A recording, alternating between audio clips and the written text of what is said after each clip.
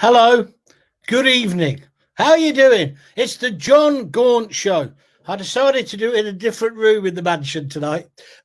Anyway, fascinating program. We're going to talk about defunding the BBC. You might be following the campaign already on Twitter and Facebook. It's been a phenomenal success. We're going to talk to one of the main people from there tonight. But before we do that, let's just do a bit of the housework, so to speak. Don't forget, start a watch party if you fancy. Start a watch party. Spread the word that we're here. Give me some of your pithy, comments as well. Crypto Chris is there. He's the first one tonight. We're going to also talk about what's happening down in Dover, Priti Patel, the EU and the rest of it, but much later. I want to focus at the beginning on the BBC. As you know, I worked for them for 20 odd years. I had some very enjoyable years there, but I'm sorry. I think the BBC is finished. So I'm fascinated to hear what they've got to say about it tonight. Also, as well, on the program, don't forget to get this tweeted out there afterwards. And don't forget now to press the like button, the little thumbs up, both on YouTube and on Facebook. The show will later, tomorrow morning normally, it'll be up on YouTube for you to watch again. It'll be immediately available on Facebook. And don't forget, if you're listening to the audio version, we do this as a live show with visuals, but we also do it and put it out as the audio on YouTube. On Twitter. He's putting me off by putting the graphics up. But on Twitter and indeed on Facebook as an audio podcast. We had lots of people saying, John, I used to listen to your podcast and now you're just doing the TV. I can't always catch it, but I like to listen in my truck or what else. Yeah.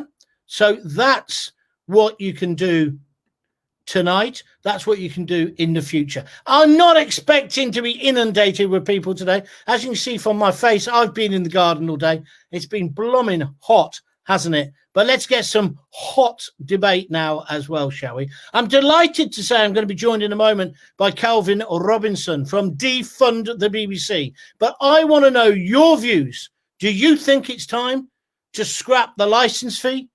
Look at that. What, those two, how much more? I used to work with Emily. She's a lovely person. But is Juggy is worth £1.7 million of our tax dollars? I would suggest he's not. But anyway, we're going to talk about the BBC and whether the whole TV licence should go and what we think about the BBC taking it off a significant proportion of old age pensioners. Later, we'll talk about what's happening down in Dover and we'll no doubt talk about a load of other stuff as well. But with no further ado, let's have a chat with one of the organisers of Defund the BBC. His name is Calvin Robinson and he joins me now. There he is. Whew, that worked. Hiya. John, how are you doing? Thank you for having me on today. I'm all right. It's just that I have to cross everything because it's all new technology. So you're always concerned, will he still be there? It's great to have you. Right. Mission statement. Defund the BBC. What does it mean? Well, I mean, we've got three main aims. First of all, we want to educate people on how they can cancel their TV license and what that means. So what you can still watch, what you can no longer watch without a TV license. Secondly, we want decriminalization of non-payment of the license fee. So right now, the courts are clogged up with people who are being chased down for not paying their TV license as if it's, as a tax or something. And we want to get rid of that by the end of this year. We also want a commitment from the government to change the charter of the BBC so that it only covers BBC content, because it doesn't make any sense that we have to pay the BBC to watch ITV, Sky News, Channel 4. What does that mean? Let's just clarify those 3 points then, starting with that last one, because everybody calls it the BBC license. It isn't, is it? It's a license to allow you to watch TV, whether, as you say, Channel 4 or ITV. Am I right in that thinking? Well, it's a TV tax, isn't it, essentially? No matter what live stations you're watching on your TV or recording, you have to pay a TV license to the BBC. I don't get it. It's so antiquated. I get that once upon a time, the BBC was all live television, but that was a long time ago. We've got literally hundreds of Freeview channels now, and to enjoy the privilege of watching any of them, I have to pay the BBC. Where does that money go?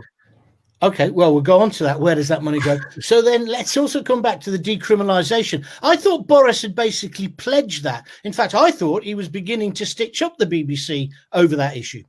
It's a conversation that they're starting to have, and I think hopefully that some of that is being influenced by our campaign. You know, people are sick and tired of being chased down.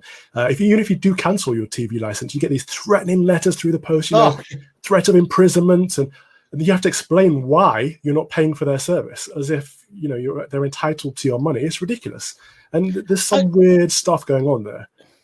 I guess also in the multi-platform age, especially with younger people, they don't actually watch TV. They get their news or their entertainment via social media, via groups, whatever, and so it's kind of just outmoded and outdated. I think you hit the nail on the head there, John, and I think that's why they're chasing OAPs now. That's why they're going after pensioners, because they know young people aren't bothered about their service. As much as they aim towards the young with all this woke progressive nonsense that they're shoveling out, they just don't care. And they know the people that do watch their stuff is the elderly, and that's why they're taking advantage and exploiting them now. It's very, very sad to see. But I want to talk about that OAP issue because many people watching this will say, oh, Calvin, he's just playing a game here. The truth is it was the Tory government, they'll say this, the Tory government who basically made this happen, that the BBC had to either make these cuts. They said close down Radio 2, for example, if they were going to keep on giving everyone a free license. They're saying it's a sleight of hand by Boris. What do you say? I say rubbish. It's easy to blame the Tory government. They get blamed for everything. I'm sure that some things are. They deserve some blame at the moment. Yeah, but this isn't one of those things. I'm criticizing them for a lot of things, but this isn't one of them. The Director General at the time, Tony Hall, made a deal with the government and said, look, let us raise our fees in line with inflation, or our taxes in line with inflation, and also let us charge for iPlayer, which is controversial because traditionally the BBC license fee has been for live and recorded television. It hasn't been for online content or on-demand content. And so the government said, yeah, okay, do that as long as you don't, then you won't have to charge over 75s. So they agreed, and the BBC said, this is fantastic, we won't need to. And then they've reneged on that promise, and they've gone back on the word. So they're getting an increased fees in line with inflation. They're getting the ability to charge people to watch iPlayer. And now they're also going to charge the over 75s. There are plenty of other ways the BBC could save money. Now, as I understand it as well, a lot of OAPs are saying they're not going to pay this. Have you been surprised by the support from that particular demographic for your campaign? I haven't in that sense. I've seen a lot of elderly people worried and concerned, rightly so, that people are going to be knocking on their doors if they don't pay. So they feel like they have to. And that's a very sad thing to hear. People don't know that you don't have to let the BBC people in your house. They have no right of entry. Clarify that then. There's the knock on the door. Yeah. What should you do? Say goodbye. Close it. As simple as that. If it's the BBC saying, we want to check if you have an aerial, or if you're watching live TV, or we come by to check on your license and why you don't have one, just say goodbye. Thank you very much. I don't need it. Thank you. Bye. That's it. Don't let them in. They have no right to come into your property. But the moment they do come in and see you watching the One Show or whatever it is, then you're knackered. You're going to get done. Then you're in trouble. And they're targeting people very specifically. So we've seen that over 70% of the cases that they bring towards people in the criminalization are women, which is very weird. Yeah. It's disproportionate, because if you look at every other case in the country, every other crime, statistically, women account for under 20% of them. So something weird going on in the BBC. They're targeting people that they consider to be vulnerable. First of all, the women, and now the elderly. Okay, let's go on in a moment to what they actually spend the cash on. But I now want your views. Get commenting in the column, please. Got loads already, and I'll read out some of them in a moment. Keep pressing that like button. And although we're not the BBC and we don't charge you to watch, we wouldn't mind you donating. So why don't you go to www.jongaunt.com and just chuck in a tenner. It helps us improve the situation. Although now that I'm coming from my mansion, people might think I don't need a tenner. It's called a green screen, guys. All right. Next week I'll be in a different location. I'll probably be in Rio with all the money. I don't know. Or on Route 66. Anyway, listen, if you want to join in, tell us now. Also, don't forget to push out this broadcast after for us as well. Right, let's go back. Calvin, Duncan Castle. He says today, hi, John, I cancelled my TV license. It's a great feeling. They are a disgrace. What do you think? Liberating, isn't it? Just don't pay it, cancel it. And we've got plenty of other services, Netflix, Now TV, all these on-demand things that we can watch, and YouTube, of course, and Facebook video. We don't need to be paying for that license, and until it's decriminalized, don't bother with it, I think. Okay. Go on, carry on. I was going to say, you raised a good point in your mention there, which I thought was legit for a while. People reaching out to you and donating to you. I think if people want to get involved in this campaign, it's very important because it is a grassroots campaign. Yeah. If they can go to gofundme.com/defund-the-BBC, that would be fantastic. Let your voice be heard. We'll try and put that caption up later for you as well. Just tell me then, is it a political movement, defund the BBC? And is it that you're fed up of their bias, or is it about the money and the fact that you have to pay? What's the real motivation behind this? Because the guy who set it up, he's a young conservative, isn't he? Yeah, a good friend of mine, James Ugel, just set up a Twitter campaign that went viral. Like I say, it is a grassroots movement. This is just lots of different people that all believe for different reasons that the BBC has lost its way. Like you said, some of them are fed up with the cost of it, some of them with the criminalization and the threat of imprisonment, and some of them, like myself, are really fed up with the bias. I'm sick to death of having this very woke progressive, hard left stance shoved down my throat on every single thing that they put out, whether it's TV programs, on their radio, or even worse, their Twitter account recently has been off the chart. They had a tweet recently saying that the countryside is a white environment and they wish black people would feel more welcomed in this white environment. And I'm just sat there thinking, I've spent quite a lot of my time in the countryside. I'm not white. I've never considered it to be a particularly white environment. What does that mean? Where are they getting this rubbish from? I think that's a very good point. Countryfile did a whole feature on saying that black and ethnic minorities didn't feel welcome in the countryside. What a load of garbage. John Woolsby says, if the BBC's content is as good as they think it is, they'd be confident going over to a paid service. Do you agree with that? That is a very good point. I'm not here to say what kind of business model the BBC should go with, but if they are confident in their wares, they should put them out there on the free market somehow. Have a consultation, find a good approach.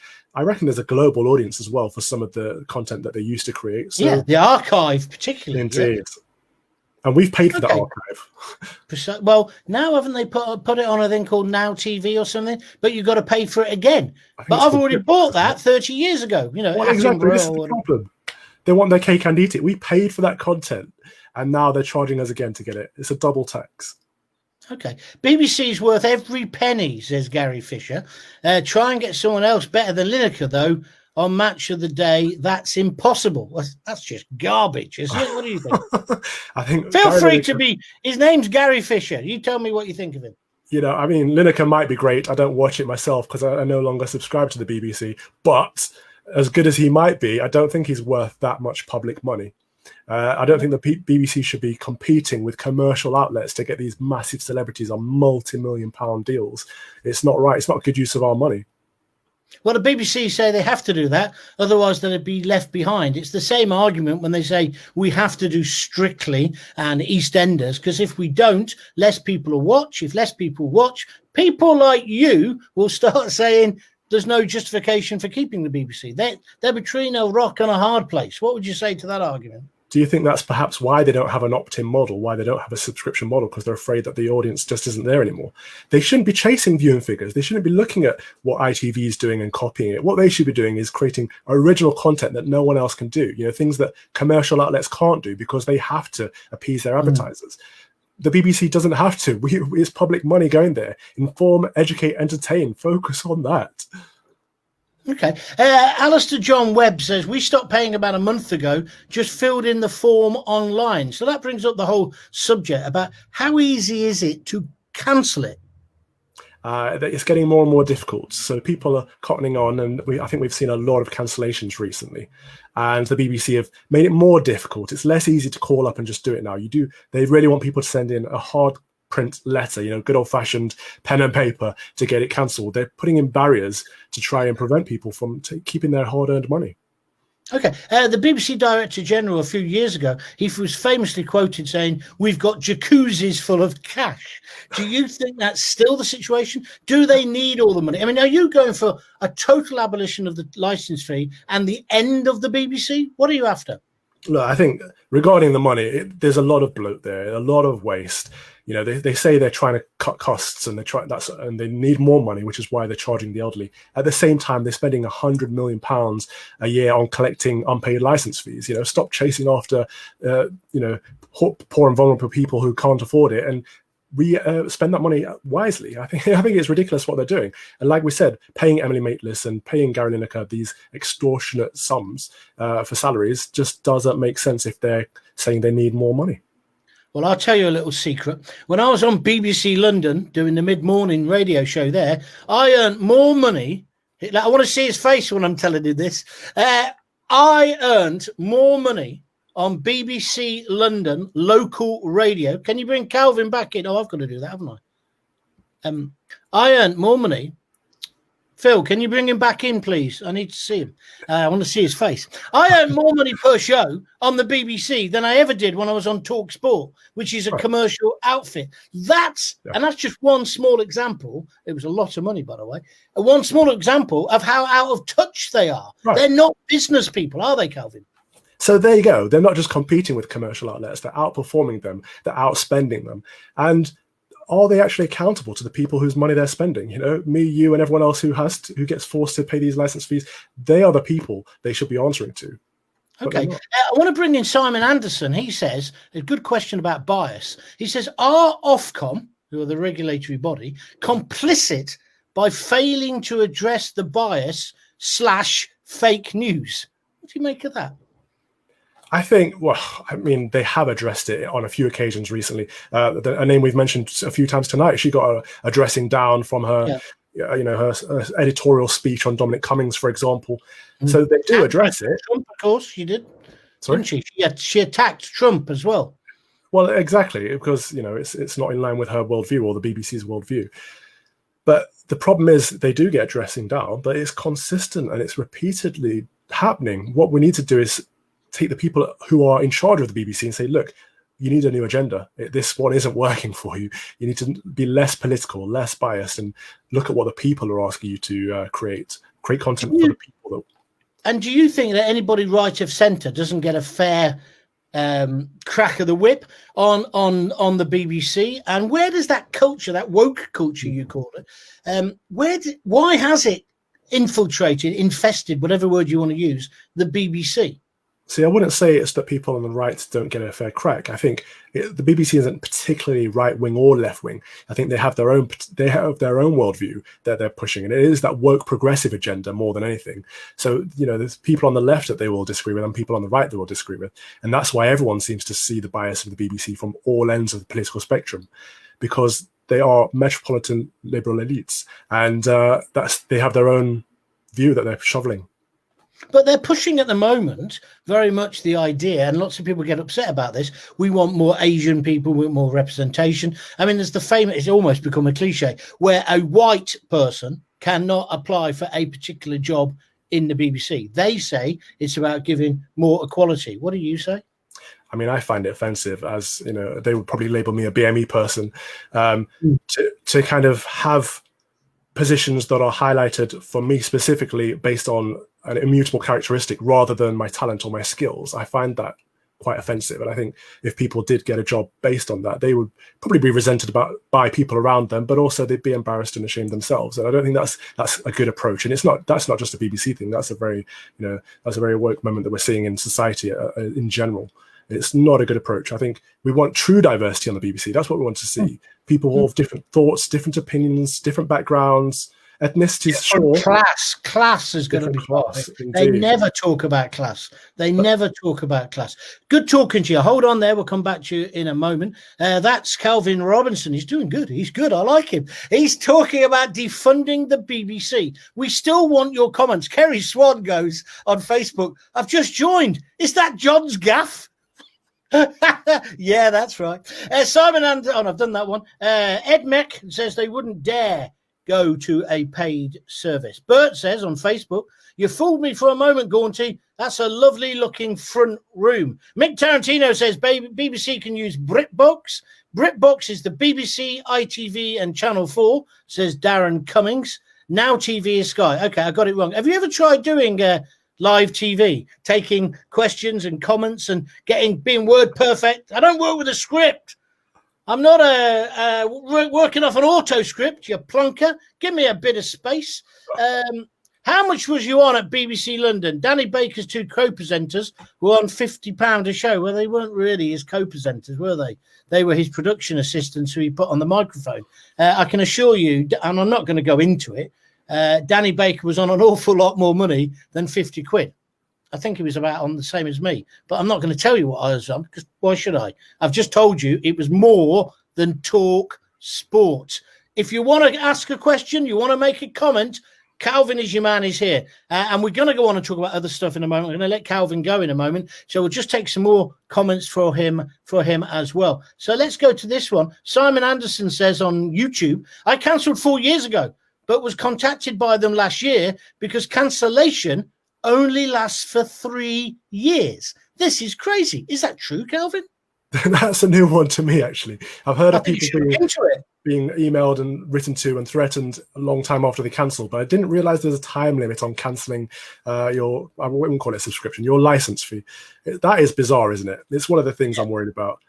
But I mean, I'm a school teacher, John. The thing that's worrying me the most right now is, well, this week in particular, is that the BBC talked about they want to take a greater role in children's education. And they've said they want to replace some of the traditional elements of teaching. That is very scary to me. Seeing the woke content that they're pushing out and then them saying they want to take over our education is scary. And at the same time, we're seeing tweets from John Amaechi as well, talking about white privilege, in fact, lecturing about white privilege. That was incredible. On BBC Bite Size, which is one of their education channels. So we've had a preview of what the BBC would be talking about if they were handling our education. How, can you imagine that? Okay, what do you think of their treatment, for example, of both Brexit and the Black Lives Matter protests recently?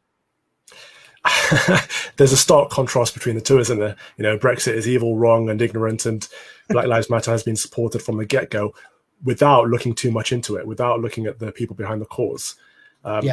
That worries me as well. Okay. Bert says, Calvin, loving it, but can you tell us how to cancel the BBC correctly? How do we do it? I would say the best thing to do is go to our website or go to our Twitter, defund the BBC. Address.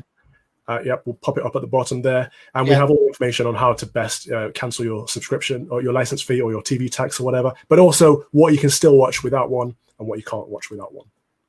And it's something like 800,000 people, I think, in the last year they've got figures on, have cancelled, haven't they? Are now saying, I don't watch live TV. I don't need a license. Well, the BBC are being very iffy about the figures, even refusing freedom of information requests. They don't want to share how many people are escaping their grasp, which tells you all you need to know, really, doesn't it? Do you worry, though, that by doing this, the BBC will disappear completely? Or is that not your concern? That isn't my concern. My concern is the bloat, the waste, the bias, the threatening letters. All of this stuff is my worry. How they survive is up to them. They need to adapt and they need to innovate and they need to get with the times and get rid of all these antiquated systems. What's weird about this argument, because I've been writing about it for 10 years, people often say, oh, yeah, you can privatise Radio 2, privatise Radio 1. And then I say, hold on a minute. What about all these knobs who say, I can't live without the Archers. I can't live without the Today programme. My view is, you middle-class tossers, you can pay as well. It can be privatised. Well, in fact, it has been, hasn't it? Times Radio has started. That we don't need these things. If you like it and you want it, if you like Gary Lineker on Match of the Day, then pay for it. I don't see why I should pay for it if I'm not watching it. That's really the crux of the argument. Yeah, it would be lovely, wouldn't it, if it was an opt-in service rather than opt-out. That's the clincher for me. Let people subscribe to your whatever business model you take. If they like your content, let them opt in. But don't force us to pay for your service whether we watch it or not. That's dodgy. Okay. Kerry Swan says, school teacher, question mark, talking about you. I'd love him to teach my kids, finally, not a far-left teacher wanting to indoctrinate our children.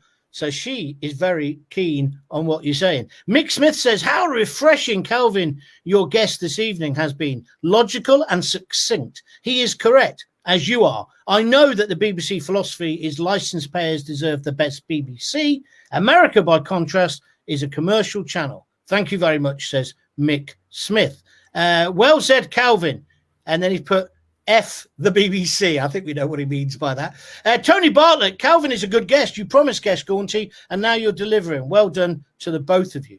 Cornerstone City, I think they're religious because they got a cross, so they'd never get on the BBC. The BBC is anti-Christian and pro-Islam, and they never reported on the Yellow Vest French riots, which went on for months. Fair points, Calvin, or not? A lot of fair points, and thank you for the lovely comments there as well. That was very nice to hear. If you follow me on Twitter at Calvin Robinson, I'll talk about all the education stuff there and the indoctrination that does go on. But this isn't the time or the place. Regarding our website, I've remembered it's defundbbc.co.uk. So there you go for that. Defundthebbc.co.uk. Defund BBC. There's no that in the website. Just defundbbc.uk. Okay, I'm going to finish with you in a moment, but this one says, Kevin says, all the BBC has gone downhill since it went PC. All the comedies are dreadful now because they don't want to upset anybody. Well, that's that woke culture you were talking about, wasn't it?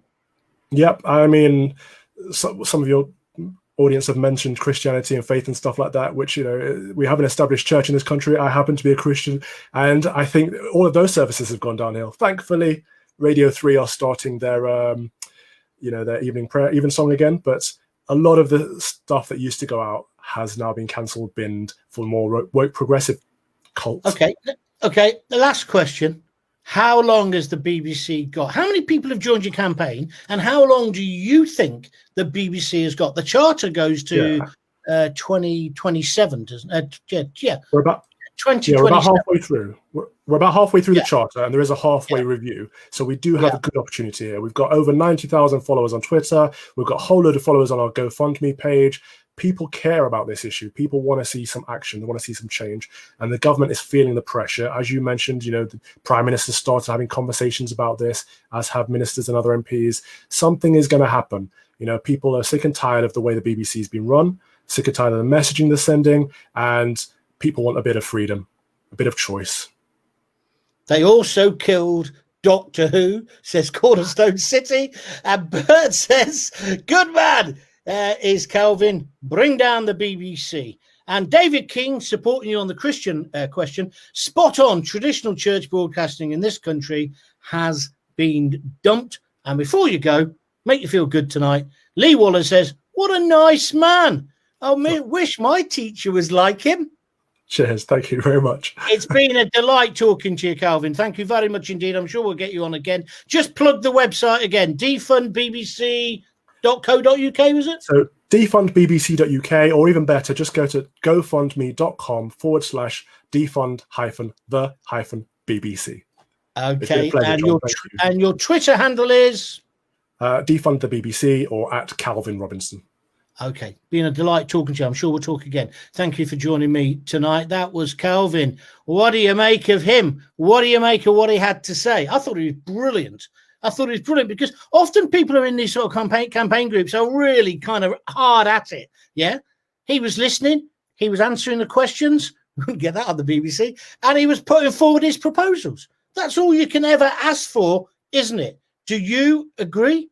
Why don't you get talking to me now? We'll carry on talking about what Calvin had to say. And let's also talk about those refugees / migrants / asylum seekers / economic migrants.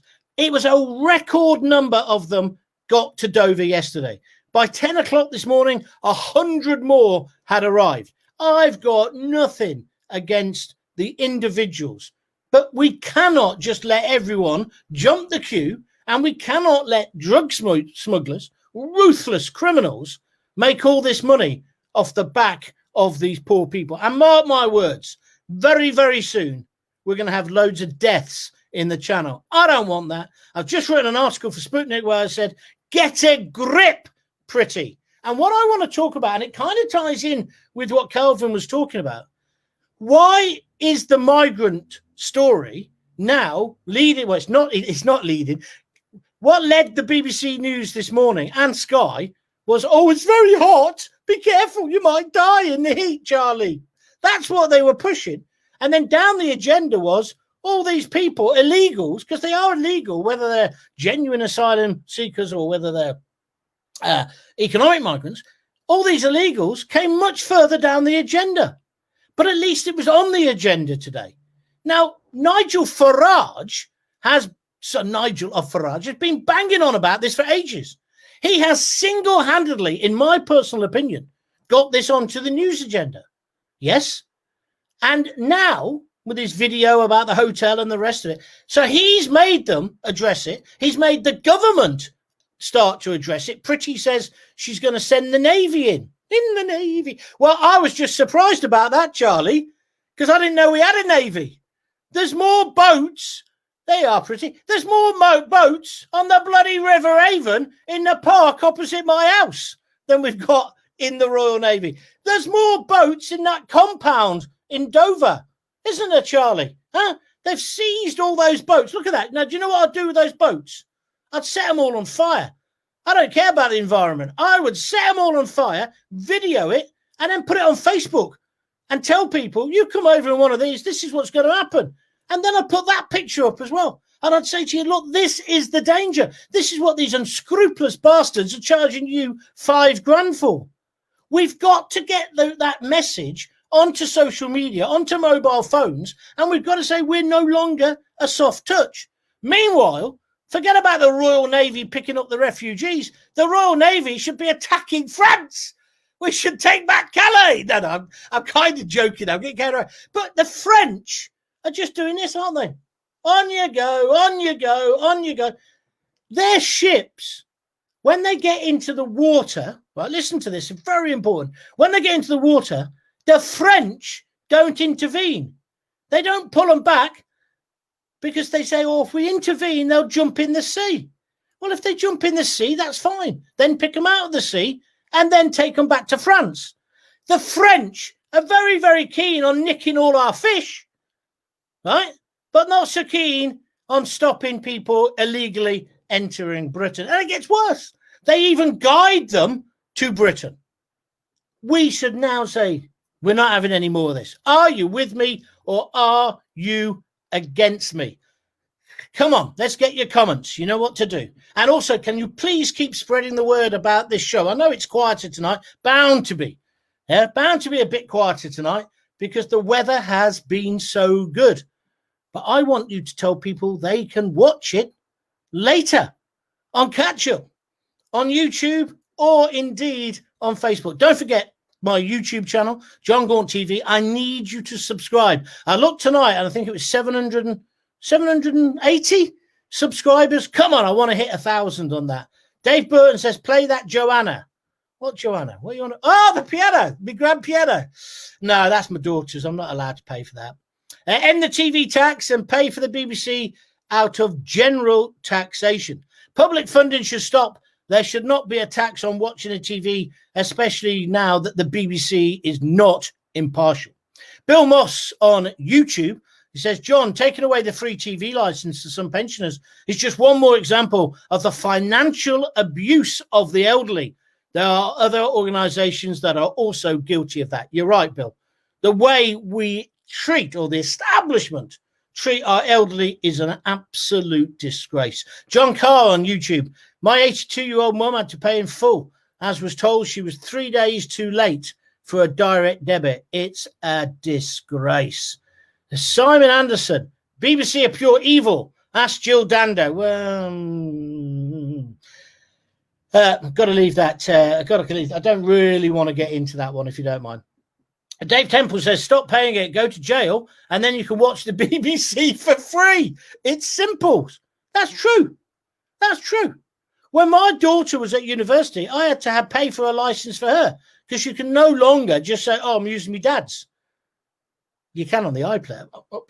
Anyway, Andy Head, scrap it now. Who watches it anyway? Or repeat. Well, scrap it now. Who watches? Oh, you mean it's repeats, right? Maybe Sky could join in the campaign by lowering their prices too and join in the campaign by giving over 65s free Sky TV. Let me just tell you about this, Andy. Sky are struggling now as well. There's no future. I'm going to get rid of my Sky subscription. I can watch every program I want to watch on Prime, officially, Amazon, and on Netflix.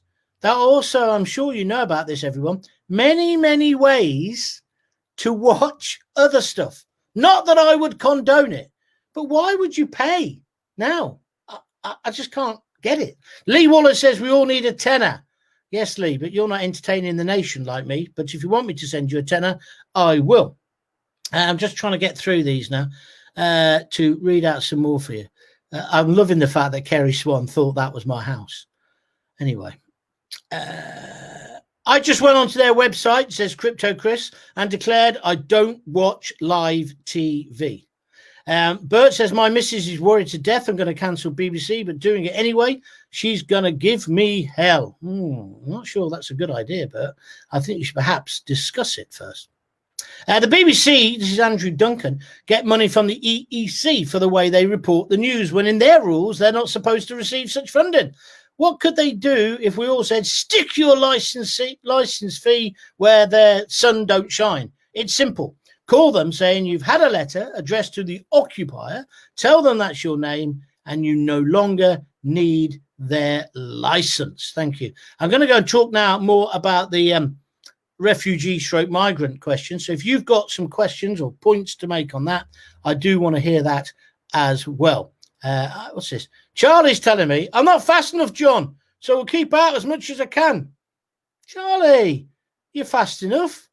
It's a pity they can't see you in your missing hut on wheels there. Huh? He's gone like a Belisha beacon. He's making Alan Brazil look healthy today. And let me tell you, that's a bloody hard thing to do. You are so right, John. The frogs are taking the pee. Well, let's not. Oh, you mean the French? Let's not be racist, even to the French. Right? Don't really want to do that. John, I'm with you all the way, says John Godley. As far as I'm concerned, the Tories are complicit in people trafficking and supplying slave labour for the sweatshops, says Ed Mack. The only thing I'd say on that, Ed, it's not just the Tories. Labour are just as useless. Tony Blair, the Human Rights Act, etc., etc. Weather has been good. You must mean it's horrible, says Kerry. I'm sweating like a BBC producer in a playground. That's very naughty. Very naughty. What's this one say? Simon says on YouTube, we can't stop a few rubber dinghies, but we expect the government to protect our fishermen. God help us. You are absolutely right. Sell the boats and give the money to a deserving charity. Actually, that's a better answer than mine. I just wanted to burn them. But you're right. There must be scout groups. Do we still have the scouts? Scout groups, church groups, Muslim groups, whoever. Why don't we give the inflatables, once we've checked them, to them? Outward bound centres. I think that'd be a good thing. Royal Station Hotel in Hull is closed to the public due to 200 of these invaders. I don't know whether invaders is the right term, but they are invading. And on Sky today, they started discussing whether Nigel was right to call them invaders. They wanted to have that debate rather than the debate about the government not stopping them coming in. Country's gone mad. Dave Temple goes on to say they're being housed there for free. A lot of people in Hull now know and are less than happy. Let's just say that. No, Navy won't do anything. All they'll do is help them to come ashore. Well, that sailors have got this. Haven't they got this code that if somebody is in distress in the sea, their first job is to rescue them? And I think that's what's being played on here. We were at the Nova Hotel at Heathrow last week, and I reckon there were some refugees there too, although the hotel was also open to the public. John, how much longer are you on for? I need to go to the pub, and I can't turn you off, says Paul Gundry. I'm stopping soon, Paul, but you can always watch it on, what do you call it? Repeat on YouTube, Jon Gaunt TV, or on my Facebook. But I'm keeping you in from the pub. You sad bastard. We've got 45 likes. Let's get over 50 and then I'll stop for the night. I think opinions would change on these refugees arriving if they were full of women and children, but all we see is young fighting age men. Yeah, that's true. Although today, the BBC, The Guardian, and lots of those organisations were showing today a picture of a pregnant woman walking along a deserted beach in Dover. I bet that was bingo, trebles all round in the BBC's TV studio. We got a woman! All we need now is a baby and we got a full house. I'm taking the mickey, but you follow where I'm coming from. Good guess, says Mick Tarantino. People are loving the guests. So thank you very much indeed. I cannot remember the last time I saw a male vicar on the TV, says David King. Thank you. What a lovely young man, says Julia Newcomb. Cultured and well-spoken and speaks sense. Talking about me? Oh, no, you're talking about Calvin. He was, wasn't he? He was a great fellow, I thought. Hi, John, just watching the snooker. But the BBC's a load of balls. Laugh out loud, says Robert Wilson. Thank you very much indeed. Well, I've enjoyed it. It's a hot, sweaty night in the city, but we still brought you a show. I mean, I love the way some people have been bragging that, you know, they've got this and they've got that, and then they've gone on holiday today. Anyway, I'm not going to mention his name. He's desperate for me to get into a row with him, and I'm just not going to do it. I'm just not going to do it. So we'll leave that to one side, shall we? John, weren't you earning about 80,000 while you worked for the BBC? No, that's what a bunch of trolls say, but they're completely wrong. And way out, actually. I was earning a hell of a lot more than that when I was on the BBC. I was the highest paid presenter in local radio. Mind you, I did work 6 days a week. And don't have a go at me, because if you were offered it, you'd take it, right? Now, some idiot said, what if you got offered to go on the politics show as a guest or the One Show? Well, I'd go on. You've got to use what's there. You can still be against it. Anyway, hey, have you checked out simpleasfat.com? www.simpleasfat.com. It's a way of reconnecting your life, losing some timber, feeling healthy, feeling better. Check out my website, simpleasfat.com. People are signing up at the moment. You can find us on Twitter and on Facebook. Please have a look at it and then just decide. And if you look at the website, there's a load of free stuff. And then if you want to subscribe, you can. It's $9.99 a month if you pay monthly. But if you pay in advance for 12 months, you actually get 12 months, I think, for the price of 8. It brings the price down to £6.59, right, a month, which is about 22p a day. Peanuts. And I think, you know, we've all got to think about our weight, about our health and everything else as well. So thank you. Have a look at it. Simpleasfat.com. John says the haircut looks good, Johnny. I'm really pleased with it. Look at that. That's done by my Bulgarian hairdresser who's into kung fu and meditation. Zabri. He's a great guy. Great guy. Our monkey, just ban him because he's trying to wind me up and he hasn't succeeded because there's nothing to wind me up about. Right, I'm off. Got my daughter coming. Got my other daughter coming tomorrow. It's her birthday. We're going to have a great weekend. I'm not going to be on social media that much this weekend. I'll get you a different backdrop next week. Charlie, I think we've got away with it. It was a great idea because Charlie said, do it in your conservatory piano room, John, because the light's better. I said, I can't do that. They'll think I'm like living in a mansion. He said, nah, just tell them that it's a green screen. So I'll leave you guessing. But it's clever, isn't it? It's bloody clever, whichever way it is. But listen, forget about my surroundings. Please donate a tenner if you can. A tenner upwards, because we want to keep these things going. And what's a tenner? Huh? You've had nearly an hour's entertainment, 43 minutes entertainment. Kerry Swan says, great show, John. Thank you. No problem. Love the show. Practice makes perfect. It's getting better and better. Fantastic, says Lee Waller. Listen, Lee, if you're having a little dig there, all I'd say to you is try and speak in a room on your own, just to yourself, but vocalizing it, and see how many minutes you can do. Just see. I'm not bragging, but just see how long you can do. So I come on here, no script, no idea of what I'm going to do. Probably shows. No idea what I'm going to talk about, but it's a skill. And Angel cares. Angel cares. Have a lovely night, John. Thank you. I will do. John, mass unemployment, thousands more coming, then their dependents. How are we going to pay? The Big Bang. I was right. What does that mean? Have a great weekend, Gaunty. We'll catch you on Monday. Yeah, don't forget, that was Dave Temple. I am back on Monday. I do Mondays, Wednesdays, and Fridays at 7 o'clock. I can't tell you how long the show's going to be because I just carry on until I'm fed up talking, right? Or I think I've got what I wanted. Likewise with the guests, I said to Calvin today, might be 10 minutes, might be half an hour, might be an hour, depends. He did 30 odd minutes and it was great. That's what we want. You know, we're not going to be like, oh, I'm on a schedule. Oh, I'm doing this. Oh, I'm doing that. And also, I'm loving the fact that the audience is building. As I say, 780. We'll go over 800 subscribers, people who've subscribed to my channel. What was it, Charlie? The amounts of viewers on Facebook, our last show, over 5,000, wasn't it? Yeah, 5,000. Thank you, Charlie. He just showed me his hands. He doesn't usually do that.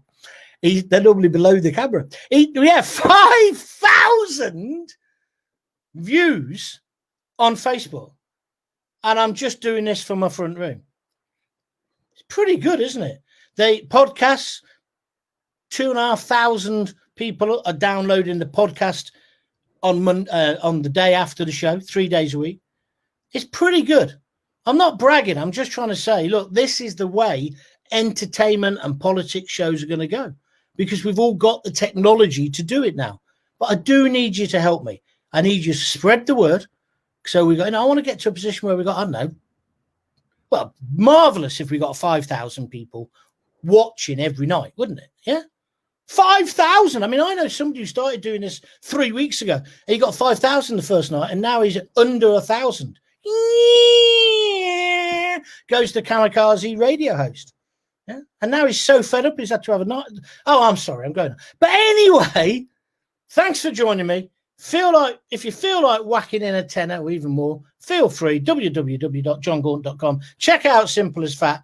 I'll be back next week. Charlie, thank you for interrupting your holiday. Give my love to the kids and you're beautiful. I don't know how you ended up with a woman like her, Charlie. Huh? How did you do it? Have you got one of those masks? A picture of me on it? Is that what it is? Have you told her you're the international radio and TV megastar, Jon Gaunt, and you only take the mask off once you're in bed? Is that what you're doing? Because she's beautiful and intelligent and educated and got a job. All the things you don't possess. What do they say? Opposites attract. I'm only pulling your leg. Put your tongue away. Have a great weekend, Gaunty. 5,000. Well, John, I've put it on my snooker site in Hull. Thank you, Robert. They're the kind of things we do. If you put our videos onto your sites and start spreading it, yeah, and start retweeting and liking what we're doing, that is how we're going to build the audience. I've just joined, says Eddie McNally. Simple as Fat. Oh, sorry. I've just joined Simple as Fat. I need help. You've come to the right place. We'll sort you out. We've got, my daughter. You know, I was just taking a mick out of you, Charlie. Yeah? I don't know how my kids are so clever and intelligent. Have you seen the videos they've just been making? Making these videos, Bethany, about cooking food, right? And speeding it all up and using technology. Huh? I struggle with anything more technical than a candle. So I don't know how that's happened, Charlie. Huh? Nice lounge, John, says Greg Foster. I reckon we would have got away with this if I hadn't mentioned it.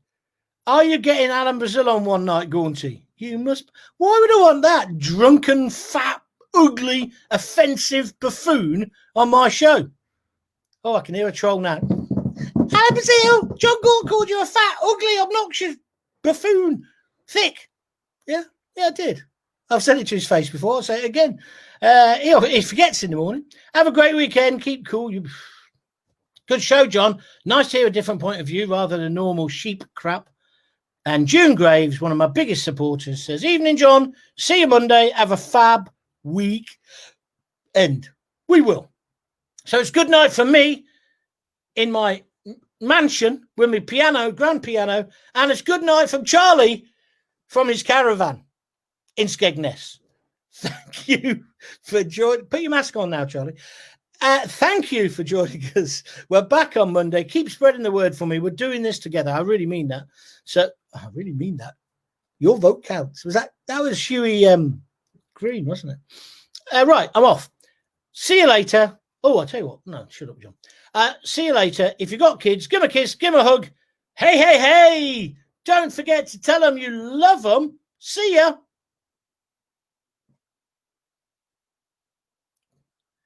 Oh, Charlie obviously wants me to play the engine.